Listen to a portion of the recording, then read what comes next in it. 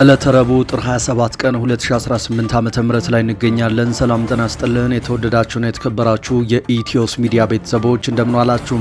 ከተለያዩ ታማኝ የመረጃ ምንጮች የደረሱንን ሰበር ዜናዎች ይዘን ቀርበናል። በቅድሚያም አርዕስተ ዜና። ታዋቂው የሕክምና ዶክተር ባህር ዳር ከተማ ውስጥ በግፍ መገደሉ ተነገረ። ፋኖን አጠፋለሁ በሚል ወደ ክልሉ ከ2 ዓመት በፊት የገባው ያገዛዙ ኃይል ምንም አይነት የፖለቲካ ተሳትፎ የሌላቸው የሕክምና ዶክተሮችን፣ ወጣቶችንና ባለሀብቶችን በየቀኑ ከቤታቸው እያወጣ መግደሉን ቀጥሏል። ዛሬ ላይ ከባህር ዳር የተሰማው ዜናም እጅግ አሳዛኝና ልብ የሚሰብር ሆኗል። በዝርዝር ትሰሙታላችሁ። የብልጽግና ፓርቲ የአታላይነት ባህሪ በአደባባይ ተጋለጠ ሲሉ የኤርትራው የማስታወቂያ ሚኒስትር የማነ ገብረ መስቀል ከባድ ትችት ሰነዘሩ። የኤርትራ መንግስት የማስታወቂያ ሚኒስትር አቶ የማነ ገብረ መስቀል በትናንትናው ዕለት በኢትዮጵያ የሕዝብ ተወካዮች ምክር ቤት የተሰማውን ንግግር ተከትሎ እጅግ ጠንካራና አነጋጋሪ ምላሽ ሰጥተዋል። ሚኒስትሩ በይፋዊ የትዊተር ገጻቸው ላይ እንዳሰፈሩት የኢትዮጵያ ገዢ ፓርቲ ብልጽግና የቆየውን የማታለልና የግብዝነት የንግድ ምልክቱን በድጋሜ በአሳፋሪ ሁኔታ አሳይቷል ሲሉ ወቅሰዋል። በዝርዝር ትሰሙታላችሁ። በኢትዮጵያ ፖለቲካ ውስጥ እውነት እንደ ወቅቱ የሚቀያየር ፈሳሽ ይመስላል። በኢትዮጵያ ፖለቲካ ውስጥ ጥር 26 ቀን 2018 ዓ.ም የተሰማው የአብይ አህመድ ንግግር በአንድ ወቅት የማይነኩ ተብለው የታሰቡትን የዲፕሎማሲ ግንቦች ያፈራረሰ ሆኗል። ጠቅላይ ሚኒስትሩ በፓርላማው ፊት ቆመው የኤርትራን ጦር በትግራይ ጦርነት ወቅት የነበረውን ሚናና የኢትዮጵያን የባህር በር ፍላጎት ሲገልጹ ጉዳዩ ከተራ ወቅታዊ መግለጫነት አልፎ የሀገሪቱን የነገ አቅጣጫ የሚያሳይ ትልቅ ፖለቲካዊ ማኒፌስቶ መስሏል። በዝርዝር እንተነትነዋለን። የቀድሞው የሊቢያ መሪ ልጅ ሳይፍ አልኢስላም ጋዳፊ በጥይት ተመተው ተገደሉ። በአንድ ወቅት የጋዳፊ ተተኪ ይሆናሉ ተብለው ይጠበቁ የነበሩት የ53 ዓመቱ ሳይፍ አልጋዳፊ ትናንት ማክሰኞ ዕለት መገደላቸውን የፖለቲካ ፓርቲያቸው እንዳረጋገጠ የሊቢያ የዜና ወኪል ዘግቧል። በዝርዝር መረጃችን የምትሰሙት ይሆናል።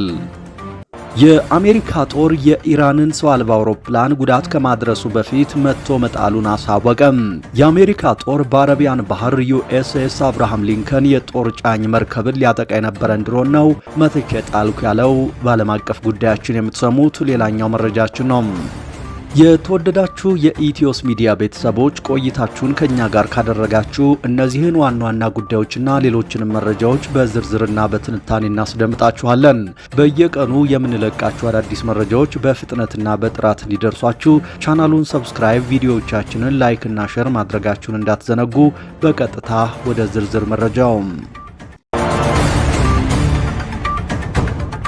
ታዋቂው የሕክምና ዶክተር ባህር ዳር ከተማ ውስጥ በአገዛዙ ኃይሎች መገደሉ ተነገረ። ፋኖን አጠፋለሁ በሚል ወደ ክልሉ ከ2 ዓመት በፊት የገባው የአገዛዙ ኃይል ምንም አይነት የፖለቲካ ተሳትፎ የሌላቸውን የሕክምና ዶክተሮችን፣ ወጣቶችንና ባለሀብቶችን በየቀኑ ከቤታቸው እያወጣ መግደሉን ቀጥሏል። በትናንትናው ዕለት ጥር 26 2018 ዓ.ም ዶክተር ጸጋሁን ስሜ የተባለ የሕክምና ዶክተር ባህር ዳር ከተማ ውስጥ በግፍ እንደተገደለ ታውቋል። ዶክተር ጸጋሁን የአማራ ክልል ጤና ቢሮ ሰራተኛ የነበረ ሲሆን ጠዋት ስራ ለመግባት በጉዞ ላይ እያለ በአገዛዙ ወታደሮች ከተያዘ በኋላ በከተማዋ ቤዛዊት ቤተመንግስት በተባለ አካባቢ ተገድሎ ተጥሎ መገኘቱን የታወቀው የአገዛዙ ወታደሮች እርምጃውን ከወሰዱ በኋላ በማናለብኝነት በራሱ ስልክ ለባለቤቱ በመደወል አስከሬኑን እንድትወስድ እንደነገሯትም መረጃው ይፋ ሆኗል።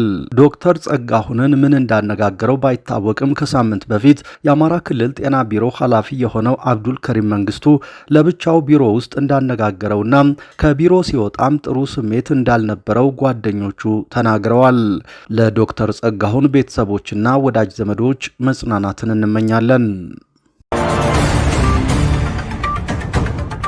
የብልጽግና ፓርቲ የአታላይነት ባህሪ በአደባባይ ተጋለጠ ሲሉ የኤርትራው የማስታወቂያ ሚኒስትር የማነ ገብረ መስቀል ከባድ ትችት ሰነዘሩ። የኤርትራ መንግስት የማስታወቂያ ሚኒስትር አቶ የማነ ገብረ መስቀል በትናንትናው ዕለት በኢትዮጵያ ሕዝብ ተወካዮች ምክር ቤት የተሰማውን ንግግር ተከትሎ እጅግ ጠንካራና አነጋጋሪ ምላሽ ሰጥተዋል። ሚኒስትሩ በይፋዊ የትዊተር ገጻቸው ላይ እንዳሰፈሩት የኢትዮጵያ ገዢ ፓርቲ የቆየውን የማታለልና የግብዝነት የንግድ ምልክት ምልክቱን በድጋሜ በአሳፋሪ ሁኔታ አሳይቷል ሲሉ ወቅሰዋል። የማነ ገብረ መስቀል እንዳብራሩት የፓርቲው መሪዎችና ከፍተኛ የጦር መኮንኖች ከዚህ ቀደም ለኤርትራ ሰራዊት የነበራቸውን አመለካከት አስታውሰዋል። በወቅቱ ለኤርትራ ሰራዊት ከፍተኛ ምስጋና ሲያቀርቡና የክብር ሜዳሊያዎችን ሲያጎርፉ እንደነበር የሚታወስ እውነታ ነው ያሉት ሚኒስትሩ ዛሬ የተሰማው ንግግር ግን ይህንን እውነታ የሚደመስስና መሰረት የለሽ ውሸት ነው ብለዋል። አቶ የማነ አክለውም ይህ አሁን የተፈጠረው ርካሽ ውሸት ሆን ተብሎ የተቀነባበረ አደገኛ አካሄድ መሆኑን ጠቁመዋል። እንደ እርሳቸው ገለጻ ይህ ሴራ የባህር በር ባለቤትነት በሚል ሽፋን በኤርትራ ላይ ለታቀደው የቀጣይ ጦርነት አጀንዳ እንደ ማካካሻና ማሳመኛ የቀረበ ነው።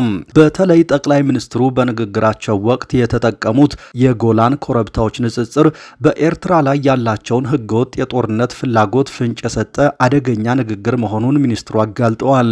ይህ ንግግር የፓርቲውን ድብቅ ዓላማ በግልጽ ያወጣ ነው ሲሉም አጽንኦት ሰጥተዋል። ይህ የቃላት ጦርነት ቀጠናውን ወደ ምን አይነት አዲስ ምዕራፍ ይወስደው ይሆን? የሁለቱ ሀገራት ግንኙነትስ ምን መልክ ይይዛል? ጉዳዩን እየተከታተልን የምናቀርብላችሁ ይሆናል። በኢትዮጵያ ፖለቲካ ውስጥ እውነት እንደ ወቅቱ የሚቀያየር ፈሳሽ ይመስላል። በኢትዮጵያ ፖለቲካ ውስጥ ጥር 26 ቀን 2018 ዓ.ም የተሰማው የአብይ አህመድ ንግግር በአንድ ወቅት የማይነኩ ተብለው የታሰቡትን የዲፕሎማሲ ግንቦች ያፈረሰ ነበር። አብይ አህመድ በፓርላማው ፊት ቆመው የኤርትራን ጦር በትግራይ ጦርነቱ ወቅት የነበረውን ሚናና የኢትዮጵያን የባህር በር ፍላጎት ሲገልጹ ጉዳዩ ከተራ ወቅታዊ መግለጫነት አልፎ የሀገሪቱን የነገ አቅጣጫ የሚያሳይ ትልቅ ፖለቲካዊ ማኒፌስቶ ይመስላል። ጠቅላይ ሚኒስትሩ ከኤርትራ ጋር የነበረው ጸብ የቀይ ባህር ጉዳይ ሳይሆን የኤርትራ ጦር በትግራይ የፈጸመው ውድመት ነው ማለታቸው ትልቅ መነጋገሪያ ሆኗል። አብይ በዝርዝር እንደጠቀሱት የኤርትራ ጦር በሽሬ ፎቆችን ማፍረስ፣ በአክሱም ወጣቶችን መረሸንና በአዲግራት ፋብሪካዎችን መዝረፍ መጀመሩ ግንኙነቱን ጫፍ ላይ አድርሶታል። ይህ ንግግር በጂኦፖለቲካ ተንታኞች ዘንድ ዘግይቶ የመጣ እውነት ተብሏል።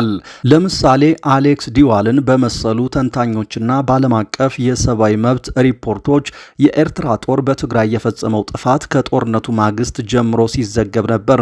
ጠቅላይ ሚኒስትሩ በወቅቱ የኤርትራ ጦር የለም ሲሉ የቆዩት ለምን ነበር የሚለው ጥያቄ የሀገሪቱን የወቅቱን ወታደራዊ አቅም ማነስና የስትራቴጂያዊ ግዴታ ጉዳይ ያሳያል። አብይ ያኔ ለመዋጋት አቅም አልነበረንም ማለታቸው ኢትዮጵያ በወቅቱ በራሷ ሉዓላዊ ግዛት ላይ የነበራትን ቁጥጥር ምን ያህል ተዳክሞ እንደነበርና ኤርትራ እንደፈለገች እንድትፈነጭ የፈቀደላት የአቅም ማነስ እንደነበር በይፋ አምነዋል። በባሌም ሆነ በቦሌ የባህር በር ማግኘታችን አይቀርም የሚለው የአብይ ንግግር በቀጠናው ያሉ ሀገራትን ለምሳሌ ኤርትራና ጅቡቲ፣ ሶማሊያን ክፉኛ አስደንግጧል። ጠቅላይ ሚኒስትሩ 130 ሚሊዮን ሕዝብ ያለ ባህር በር መቆየት ተፈጥሯዊ ሕግን መሳት ነው ይላሉ። ይህ አመለካከት በዓለም አቀፍ ሕግ ውስጥ ላንድ ሎክድ ካንትሪስ ያላቸውን የመተላለፊያ መብት ቢደግፍም እንደ አብይ አገላለጽ ግን የባህር በር ባለቤትነትን የሚያረጋግጥ አይደለም። እንደ ጄፈሪ ፌልትማን የመሳሰሉ ዲፕሎማቶች እንደሚሉት ኢትዮጵያ የባህር በር ጥያቄዋን የምታቀርብበት መንገድ ሰጥቶ መቀበል ቢባልም የተጠቀመችበት ቃና ግን እንደ ወታደራዊ ዛቻ ሊወሰድ ይችላል። ኢትዮጵያ ከምጽዋ እስከ ሞቃዲሾ ያለውን 5000 ኪሎ ሜትር ጠቅሳም 50 ኪሎ ሜትር ብቻ መፈለጓ በቁጥር ደረጃ አነስተኛ ቢመስልም የሉዓላዊነት ጉዳይ ግን በኪሎ ሜትር አይለካም። ይህ ፍላጎት ኢትዮጵያ የነበራትን የ19ኛው ክፍለ ዘመን የአጼ ምኒልክና የአጼ ዮሐንስን የባህር ኃይል ራዕይ ዳግም የመቀስቀስ ሙከራ ተደርጎ ሊወሰድ ይችላል። ጠቅላይ ሚኒስትሩ ኮሜርሻል ብድር አልተበደርንም ማለታቸውና የውጭ ምንዛሬ ክምችቱ ከፍ ማለቱ የሀገሪቱ ኢኮኖሚ እያንሰራራ መሆኑን ለማሳየት የተጠቀሙበት መረጃ ነው። ባለፉት 6 ወራት 11.3 ቢሊዮን ዶላር የውጭ ምንዛሬ ገቢ ተገኝቷል መባሉ ካለፈው ዓመት ጋር ሲነጻጸር ትልቅ ስኬት ነው። ይሁን እንጂ የዓለም ባንክና አይኤምኤፍ ሪፖርቶች እንደሚያሳዩት የኢትዮጵያ የዋጋ ንረት አሁንም በከፍተኛ ደረጃ ላይ ይገኛል። አገዛዙ የብድር ጫናውን ቀንሻለሁ ቢልም የሀገሪቱ ብር ምንዛሬ በነፃ ገበያ መወሰኑ በዝቅተኛው ማህበረሰብ ላይ ያመጣው የኑሮ ውድነት እጅግ ከባድ ነው። ገቢ አድጓል ሲባል ወጭና የዕዳ ክፍያውስ ምን ያህል ነው የሚለው ጥያቄ አብሮ መታየት አለበት። ጠቅላይ ሚኒስትሩ ስለ ብልጽግና ሲያወሩ በቢሊዮን የሚቆጠሩ ሰዎችን ሕይወት የሚነካውን የማክሮ ኢኮኖሚ መዋዠቅ በድጎማ ብቻ ለመፍታት መሞከራቸው ዘላቂነቱ ጥያቄ ውስጥ ይወድቃል። የህዳሴ ግድብና የትራምፕ ንግግርን በተመለከተ ዶናልድ ትራምፕ እኛንን ፋይናንስ ያደረግነው ማለታቸው በኢትዮጵያውያን ዘንድ ትልቅ ቁጣ ቀስቅሷል። አብይ ለዚህ የሰጡት ምላሽ ጠንካራና የሀገሪቱን ሉዓላዊነት የሚያስከብር ነው። ጠቅላይ ሚኒስትሩ አሁን የቆሙበት መስቀለኛ መንገድ አንድ ነው። ሀገሪቱን ወደ ቀይ ባህር ባለቤትና የኢኮኖሚ ልዕለ ኃያልነት ማሸጋገር ወይስ ከጎረቤቶችና ከውስጥ ኃይሎች ጋር ወደማይወጡበት ግጭት ውስጥ መግባት? ለዚህ ጥያቄ መልስ የሚሰጠው ጊዜና የተግባር እርምጃቸው ብቻ ይሆናል።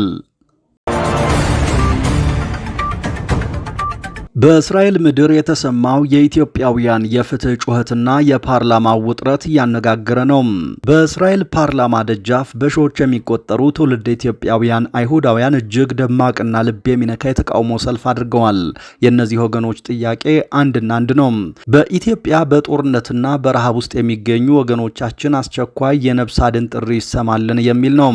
ለዓመታት ተቋርጦ የቆየው የኢትዮጵያ አይሁዳውያን ስደት በመንግስት በጀት አለመመደብ ምክንያት መቆሙን ተከትሎ ወደ 2000 የሚጠጉ ተቃዋሚዎች በኢየሩሳሌም ጎዳናዎች ድምጻቸውን አሰምተዋል። በኢትዮጵያ በተለያዩ አካባቢዎች ያለው የሰላም እጦትና የእርስ በርስ ግጭት ጎንደርና አዲስ አበባ ተጠልለው የሚገኙ ወገኖችን ሕይወት በእጅጉ አደጋ ላይ እንደጣለው ሰልፈኞቹ በምሬት ገልጸዋል።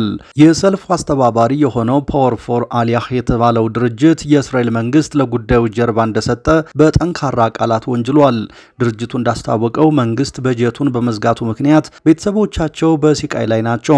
የእስራኤል መንግስት ቤተሰቦቻችንን ችላ ብሏቸዋል፣ ስቃያቸውንም ወደ ጎን ትቷል ሲሉ የድርጅቱ ሰብሳቢ ጋቢ ዋርኮ ተናግረዋል። በአሁኑ ሰዓት ወደ 10,000 የሚጠጉ ወደ እስራኤል ለመግባት ብቁ የሆኑ ሰዎች በኢትዮጵያ ይገኛሉ። በተለይም በትግራይና በአማራ ክልል አጎራባች አካባቢዎች የነበረው ጦርነት ባስከተለው የጤናና የምግብ እጥረት ሳቢያ የእነዚህ ወገኖች ሕይወት በሰዓታት የተገደበ ነው እስኪባል ድረስ አሳሳቢ ደረጃ ላይ ይገኛል። ወገን ለወገን የሚጮህበት እንባና ተስፋ የተቀላቀለበት ይህ ሰልፍ የእስራኤል መንግስት ወደ ልቡ እስኪመለስ ድረስ እንደሚቀጥል አስተባባሪዎቹ አስታውቀዋል። የቀድሞው የሊቢያ መሪ ልጅ ሳይፍ አልኢስላም ጋዳፊ በጥይት ተመተው ተገደሉ። በአንድ ወቅት የጋዳፊ ተተኪ ይሆናሉ ተብለው ይጠበቁ የነበሩት የ53 ዓመቱ ሳይፍ አልጋዳፊ ትናንት ማክሰኞ መገደላቸውን የፖለቲካ ፓርቲያቸው እንዳረጋገጠ የሊቢያ የዜና ወኪል ዘግቧል። ጠበቃቸው 4 ሰዎች ያሉት ኮማንዶ መኖሪያ ቤታቸው በሚገኝበት ዚንታን ከተማ ግድያ እንደፈጸመባቸው ለኤኤፍፒ የዜና ወኪል ተናግረዋል። ጥቃቱን የፈጸመው ቡድን ማን እንደሆነ እስካሁን ግልጽ አይደለም። እህታቸው ደግሞ በተቃራኒው የሞቱት ሊቢያ ከአልጄሪያ ጋር በምትዋሰንበት ድንበር አቅራቢያ እንደሆነ ለሊቢያ ቴሌቪዥን ጣቢያ ተናግረዋል። ሳይፍ አልኢስላም ጋዳፊ ከአባታቸው ጋዳፊ ቀጥሎ ትልቅ ተጽዕኖ ማሳደር የሚችሉ ግለሰብ ተደርገው ይቆጠሩ ነበር። ኮሎኔል ሙአመር ጋዳፊ ከአውሮፓውያኑ 1969 ጀምሮ ሊቢያን ሲመሩ ከቆዩ በኋላ በ2011 በተነሳ ተቃውሞ ምክንያት ከስልጣን ወርደው መገደላቸው ይታወሳል። በ1972 የተወለዱት ኢስላም በጋዳፊ የአመራር ዘመን ሊቢያ ከምዕራባውያን ጋር የነበራትን ግንኙነት ለማለዘብ ብዙ እንደሰሩ ይነገርላቸዋል። አባታቸው ከስልጣን ከተወገዱ በኋላ በጋዳፊ ዘመን በነበራቸው ሚና ተከሰው በሚሊሻ ቡድን ቁጥጥር ስር ውለው በዚንታን ከተማ ለ6 ዓመታት እስር ቤት ቆይተዋል። ዓለም አቀፉ የጦር ወንጀለኞች ፍርድ ቤት በ2011 በሊቢያ በተነሳው ተቃውሞ ወቅት በሰብአዊነት ላይ በተፈጸመ ወንጀል ምክንያት ችሎት ሊያቆማቸው ይፈልግ ነበር። በ2015 በተባበሩት መንግስታት በሚደገፈው ቡድን በምትመራው ትሪፖሊ ከተማ ተቃውሞውን ለማፈን በሚል ወንጀል ፈጽመዋል ተብለው በሌሉበት በሞት እንዲቀጡ ተፈርዶባቸው ነበር። ነገር ግን ከ2 ዓመታት በኋላ በ2017 ቶብሩክ የሚገኘው ሚሊሻ በይቅርታ ከእስር ቤት እንዲለቀቁ አደረጋቸው። ጋዳፊ ከስልጣን ከወረዱ በኋላ ሊቢያ በተለያዩ የሚሊሻ ኃይሎች የምትመራ ሲሆን በአሁኑ ወቅት 2 ተቀናቃኝ መንግስታት ሀገሪቱን ከፋፍለው ይዘው ይመራሉ። አልኢስላም በአባታቸው የአመራር ዘመን ኦፊሴላዊ ስልጣን ባይኖራቸውም ፖሊሲ ቀርጸዋል፣ ትልቅ ቦታ የሚሰጣቸው ድርድሮችን መርተዋል፣ እንዲሁም አባታቸው የኒውክሌር ፕሮግራማቸውን እንዲያቋርጡ አድርገዋል። በዚህ ምክንያት ዓለም አቀፉ ማህበረሰብ በሰሜን አፍሪካዊቷ ሀገር ላይ ጥሎ የነበረውን ማዕቀብ ያነሳ ሲሆን አንዳንዶች አልኢስላም የለውጥ አራማጅ ናቸው ሲሉ ያሞግሷቸው ነበር። የአሜሪካ ጦር የኢራንን ሰው አልባ አውሮፕላን ጉዳት ከማድረሱ በፊት መትቶ መጣሉን አስታወቀም። የአሜሪካ ጦር በአረቢያን ባህር ዩኤስኤስ አብርሃም ሊንከን የጦር ጫኝ መርከብን ሊያጠቃ ነበረ ያለውን ድሮን ነው መትቶ የጣለው። ቴሄራን እና ዋሽንግተን የቀጠናውን ውጥረት ለማርገብ ጥረት እያደረጉ ባሉበት ሰዓት የድሮን ጥቃት መድረሱ ነገሩን ያወሳሰበ ሆኗል። የአሜሪካ ማዕከላዊ እዝ ቃል አቀባይ ቲም ሃውኪንስ በመርከቡ ላይ የነበረው የአሜሪካ የጦር ጀት ድሮኑ ጉዳት ሳያደርስ ቀድሞ ተከላክሏል ሲሉ መግለጫ ሰጥተዋል። ሻሂድ 139 የኢራን ድሮን በአሜሪካ F-35 ሲተዋጊ ጀት በደቡባዊ ኢራን ጠረፍ መመታቱን ማዕከላዊ እዙ ይፋ አድርጓል።